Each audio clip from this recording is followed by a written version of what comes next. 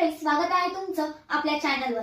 बाहेर पाऊस पडत असेल किंवा संध्याकाळची चहाची वेळ असो, गरमागरम आणि कुरकुरीत कचोरी समोसा आणि की मन कसं प्रसन्न होतं। आणि त्यातही जर चटपटीत कांदा कचोरी असेल तर मग विचारायलाच नको। आज मी तुम्हाला अगदी हलवाई स्टाईल बाहेरून कुरकुरीत आणि आतून चविष्ट मसाला असलेली कांदा कचोरी घरी कशी बनवायची हे सांगणार आहे। चला तर मग वेळ न घालवता रेसिपीला सुरुवात करूया। कांदा, डाळीचे पीठ, धने, ओवा, वाटलेली मिरची, बडीशोप, जिरे, मिरे, उकडलेले बटाटे आणि मैदा। मैदा घेऊन त्यामध्ये ओवा, तूप किंवा तेल घालू शकतो। चवीनुसार मीठ,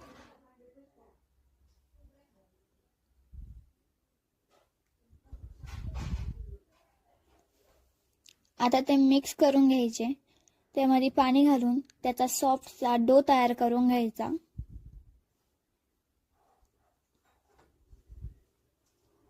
2 चमचे बडीशोप, 2 चमचे धने, 2 चमचे ओवा, 5-6 काळी मिरी घालून कुटून घ्यायचे।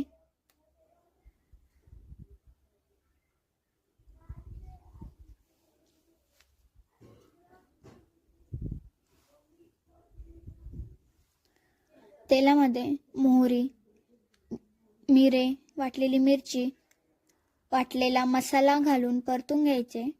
त्यामध्ये कांदा घालून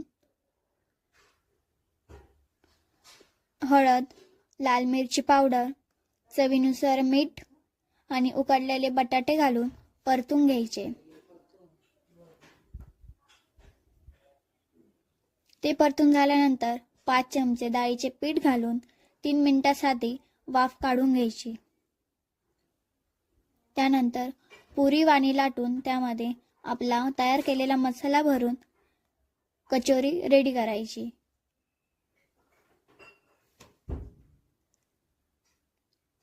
तीस मिनिटांसाठी एअर फ्रायरमध्ये कचोरी ठेवून द्यायची। आता 30 मिनिटांनंतर आपली कचोरी रेडी आहे।